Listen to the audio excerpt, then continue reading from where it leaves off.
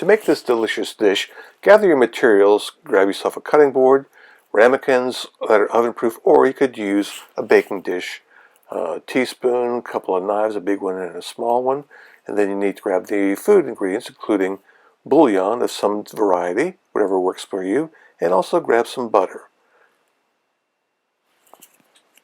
Next, grab some onions, typically palm-sized or so might work. I use rosemary, but you can use whatever herbs work better for you. Use parchment paper is my suggestion. You could use aluminum foil, but it's a bit harder on the environment, as well as I'm concerned about safety of food cooking with aluminum. But you press it into the ramekins to make like a little deep dish. Use lots of it.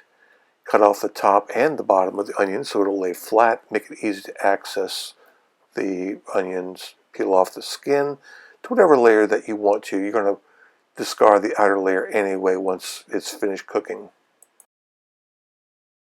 Core the onion, just the top of it. Leave a good plug in the bottom of it, just enough to put the butter and the bouillon into.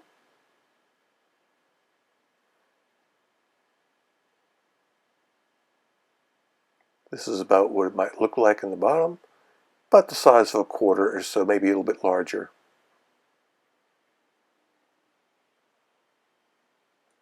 Next, you push the parchment paper down into the ramekin and press the onion into the parchment and make sure it's good and solid. You want to cover the sides.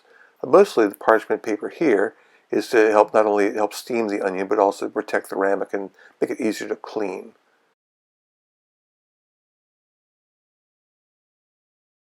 Push the bouillon into the core, the slot where you cut it out, and then, when you're ready, push the butter down into the core as well.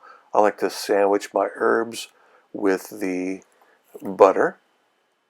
You can do it however you want to. You might be using some powdered stuff, whatever works for you. I like to sprinkle my onion with a little bit of paprika. It gives some color and also a little bit of flavor.